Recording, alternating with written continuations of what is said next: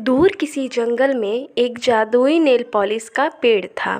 उस पेड़ के बारे में किसी को भी पता नहीं था। एक दिन एक लालची सुंदरी कवि को उस पेड़ के बारे में पता चल जाता है और वो अपने पति कालू से कहती है, अरे कालू जी, उस पहाड़ी वाली नदी के किनारे एक जादुई नेल पॉलिश का पेड़ है। चलो हम उस नेल पॉलिश को तोड़कर बाजार में बेचेंगे और खूब अमीर बन जाएंगे। अरे वाह मेरी सुंदरी, तुम तो बड़ी चालाक और शातिर हो। अब तो हम बहुत अमीर बन जाएंगे। फिर कालू कौवा और सुंदरी कवि उस जादुई नेल पॉलिश के पास पहुंच जाते हैं। अरे वाह सुंदरी, यहाँ इस पेड़ पर लगे नेल पॉलिश बहुत सुंदर है। हाँ कालू जी, ये जादुई नेल पॉलिश है। मैं इसे लगाकर बहुत सुंदर हो जाऊंगी और इसे जल्दी से तोड़ लेते हैं और बाजार में बेचकर हम लोग बहुत अमीर हो जाएंगे। कालू कौवा और सुंदरी की बातें सुनकर पेड़ बहुत गुस्सा होता है और कहता है उन दोनों से, अरे लालची पक्षियों, मैंने तुम्हारी बातें सुन ली हैं। तुम लोग अपने लालच के लिए मेरे नेल पॉलिश को तोड़कर बेचना चाहते हो। जाओ, मैं तुम लोगों को अपना नेल पॉलिश नहीं दूंगा, चले जाओ यहाँ से। अरे सुंदरी, ये पेड़ तो हमें जादुई नेल पॉलिश तोड़ने से मना कर रहा है। अब हम क्या करेंगे? तुम चिंता मत करो कालू जी, इसका उपाय भी है मेरे पास। अब देखो मैं क्या करती हूँ।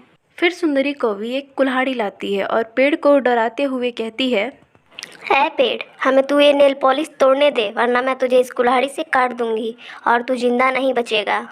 तुम बहुत ही जालिम और दुष्ट कवि हो। मैं तुम्हें अपने जादुई नेल पॉलिश हरगिज नहीं तोड़ने दूंगा। चली जाओ यहाँ से। मैं तुझे आखिरी बार कह रही हूँ, मुझे अपना ये नेल पॉलिश तोड़ने दे, वरना मैं तुझे काट दूंगी। फिर वो पेड़ सुंदरी कवि की बातें सुनकर डर जाता है और वो नेल पॉलिश देने के लिए तैयार हो जाता है। फिर कालू कौवा और सुंदरी कवि उस पेड़ से सारे के सारे नेल पॉलिश तोड़ लेते हैं और बैग में भरकर वो लोग बाजार में बेचने के लिए चले जाते हैं। ऐसे ही कुछ दिन बीत जाता है। फिर एक दिन वहाँ पर एक बूढ़ी चिड़िया अपनी बेटी के साथ आती है। हे पेड़, हमें एक नेल पॉलिश दे दो। सुना है अब जादुई नेल पॉलिश देते हो और वो बड़ा शक्तिशाली होता है।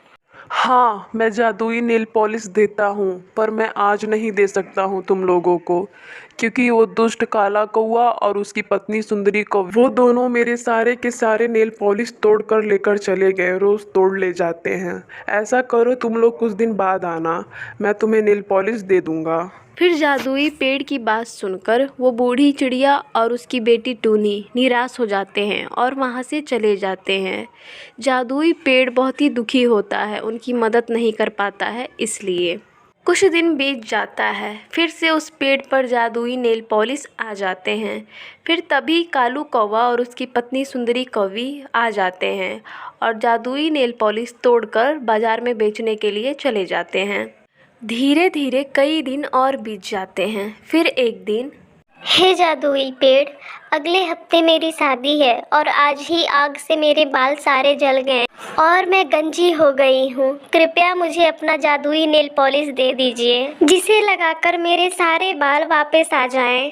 टूनी चिड़िया की बातें सुनकर वो पेड़ टूनी चिड़िया से माफ़ी मांगता है और कालू कौवे और सुंदरी कौवी की सारी करतूत बताता है। पेड़ की बातें सुनकर टूनी चिड़िया को कालू कौवे और सुंदरी कौवी पर बहुत गुस्सा आता है और वो कहती है, आप चिंता मत करिए पेड़ जी, इस कालू कौवे और सुंदरी कौवी को तो सबक मैं सिखाती हूँ।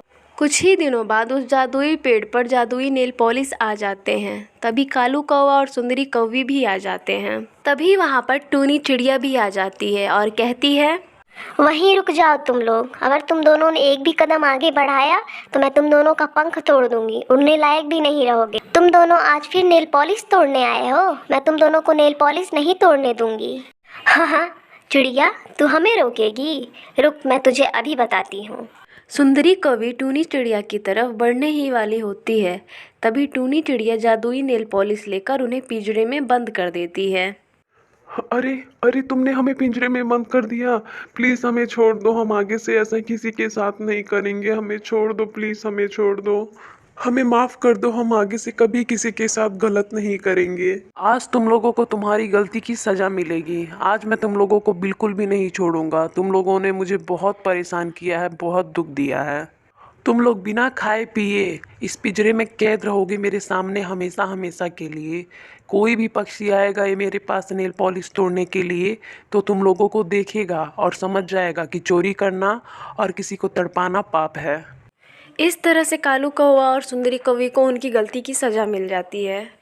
इस कहानी से हमें ये सीख मिलती है कि हमें कभी भी लालच और किसी के साथ बुरा नहीं करना चाहिए। अगर आपको हमारी कहानी पसंद आई हो तो कमेंट करके ज़रूर बताएं और इसी तरह की कहानियाँ देखने के लिए हमारे चैनल को सब्सक्राइब करें।